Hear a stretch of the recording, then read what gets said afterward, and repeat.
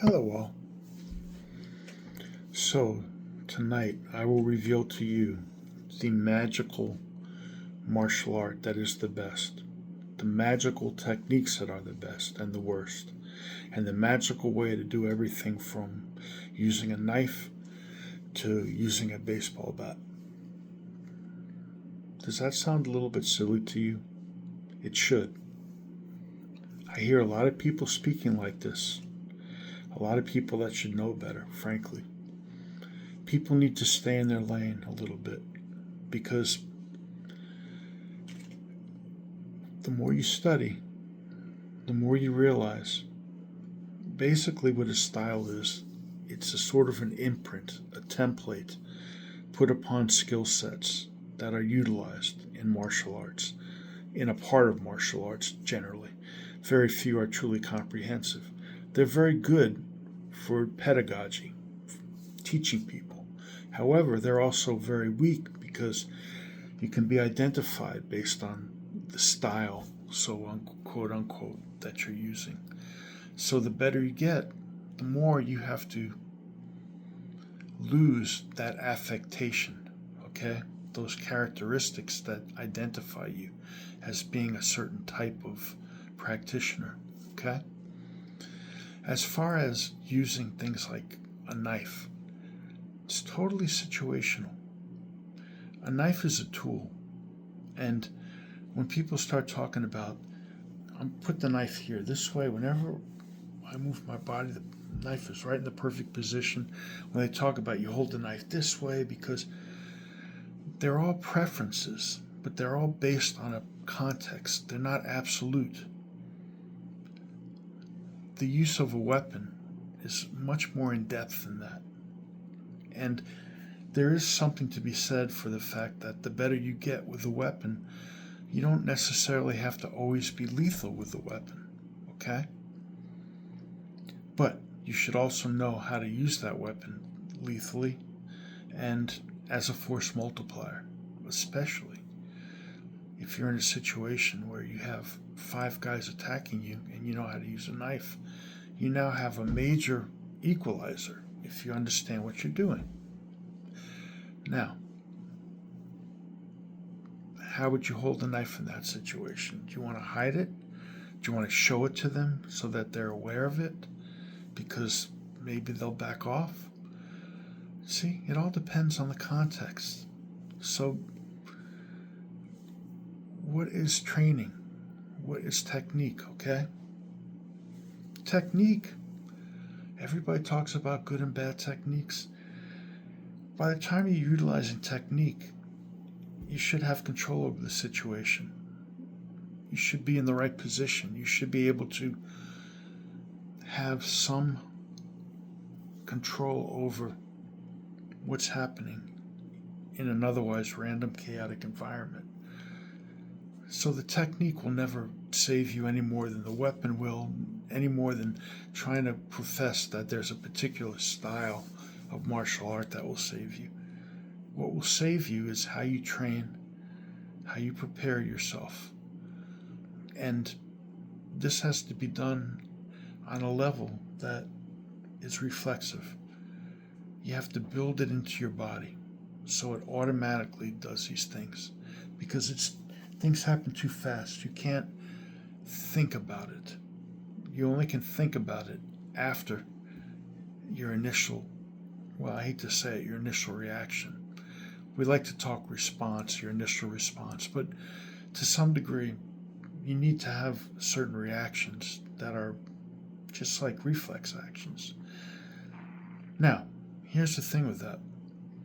If you base those reactions on good solid habits involving balance, timing, and distance, and intent, and you train very hard in that fashion, even though it's unpleasant at times, especially with intent, when you have to pressure test and other such things, now you have a really good basis for utilizing your skills.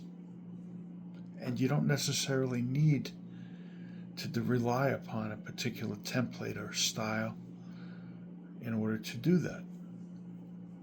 Now, I see a lot of self-defense guys lately making very general statements about technique, about you think you're going to do this in a fight. You're sadly mistaken. Let's deconstruct some of those myths, okay? First of all, a lot of the things that you do, for example, movements coming in, they're to protect yourself, okay? And they're done in such a way that you're not blocking, you're repositioning yourself, okay? So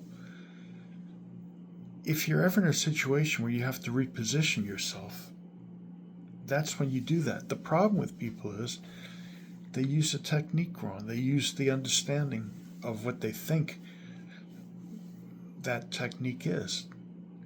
When you do these drills where you're covering, coming in, the real understanding should be that you're moving towards your opponent. And you want to be in a position where two things happen. You close your distance to where you want to strike with something that will be fight ending, and you're able to do it in such a way where they cannot hit you, okay? Initially, that means some response reflexively is a good thing. So in other words, they go to hit and your hand goes to their face. But in lieu of that, if you can't do that, something comes your way, moving offline as you move out of the way, and in such a way where you can move right back online as you strike. Okay? That's what that's for. Okay? It's not a drill to pass, to trap. Okay? You find yourself in that situation through proper body dynamics. And if you utilize these positions properly, you're more guaranteed, because what nobody talks about is when you go on defense in a real crazy situation, you're really putting yourself in harm's way. You don't want to give your opposition multiple opportunities to harm you. It makes sense, right? So when you move offline, when you have to move in a position where you're protecting yourself, you want to do it in such a way where if they have to continue hitting you, if they try to continue hitting you, they have to readjust. They have to take a step, okay? They cannot simply just keep doing what they're doing without making any adjustment on their part. Make sense now? So again, these ignorant statements about you think you're going to do this technique in that situation is uncalled for. You don't understand the technique. That's the problem. And the technique, I understand. Most people don't understand the technique, and they're doing it for reasons they probably don't understand. Just like this whole understanding about, well, how do I fight with kata, with forms, etc., etc. There's so much ignorance out there. And when it's perpetuated, it just keeps getting worse and worse. So, what is the ultimate style of martial arts? The ultimate style of martial arts is one that you can utilize fully to your advantages, and understanding exactly what you are using your martial art for. If you're using it to protect yourself under the worst of circumstances, then there are certain provisos. Like, for example, you probably want to study weapons, okay? You probably want to have an art that allows you the movement dynamics so that you can anticipate. This is another beauty that people talk shit about all the time. They'll see somebody do something in some of the forms of silat where they're anticipating an attack. There's a big difference between having a demo where you just know the person's throwing the next punch and learning how to position yourself to anticipate what your opponent is doing and using that as an approach to destroying your opponent. Big difference. And anticipation is absolutely paramount to success in a situation. Again, anticipation is something that can be done quickly. It's not something that you have to try to set up as a complex technique. It's simple. This comes here, you see this here, and you're in a position where he can't fool you with something else because you're offline, but you can pretty much assume otherwise that this is the punch coming. So you work with that. You set your body up so that he thinks he can hit here, and you make your technique work from that position because he'll come right to you. Why does that work? Because always remember this, folks. When somebody's cutting you, when somebody's punching you, not so much when somebody's grappling you, that's a little different. You know exactly where they're going to go, okay? They're not going to punch the wall across the room from you. They're trying to punch you, okay? They're trying to cut you. That gives you some understanding and ability to foresee an approach if you're trained, and you can have the countenance to deal with that situation and not just jump the gun, just trying to fight into whatever panic response. Okay? So you know that information, okay? To use that is the mark of an excellent martial artist, a warrior who knows how to use their art to fight.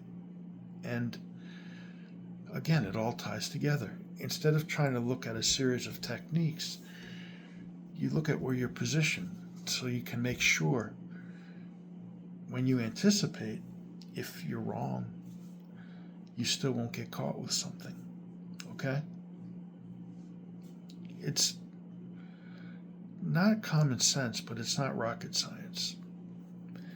Stop talking about styles, drills, and techniques. Talk about the actual parameters of the situation. I'm trying to hit. Who am I trying to hit? I'm trying to hit you, okay?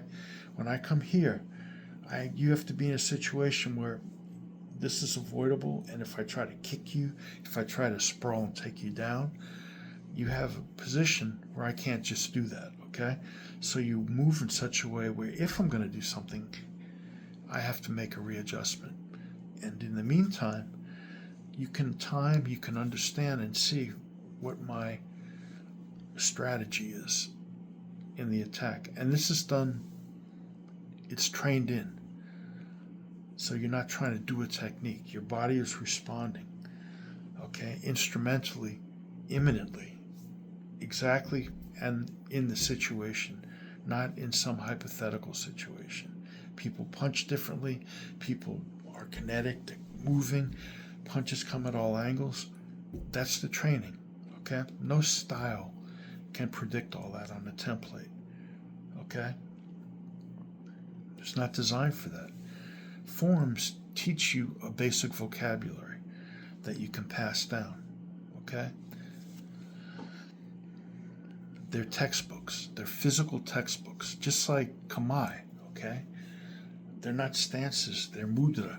They're actual positions that resonate and have energy and influence multidimensional aspects of how you're responding in a situation, psychically, physically, emotionally, and otherwise. Look at the basics properly and use your God-given common sense, and don't fall into this whole shit that people do now. They're getting in lanes they have no they don't belong in, okay? If you're a self-defense instructor and you're telling people there's one way to hold a knife, one knife attack, you don't understand knives, okay? It's that simple. And if you go further and you say, I'm going to show you how to use a knife now, then you're really crossing over into a lane you don't belong in. If you tell people and you mock people because, for example, women are doing techniques where they're aggressive and they feel confident, then you're a fool, okay? It takes 5 minutes to teach anybody here's a way to look at that technique a little differently because it might have some weaknesses. It takes socialization, it takes a lot of time, effort, and sometimes it takes a lot of psychological conditioning to take somebody who's not socialized to be confident in their ability and to try to build them up that way. So when you have that situation and somebody is there and you mock them for that, you're an asshole and a fool. And I think people know who I'm talking about who does that on YouTube. He wasn't around for a while. It looks like he's come back. Just stay in your lane, people. Honestly. Yes.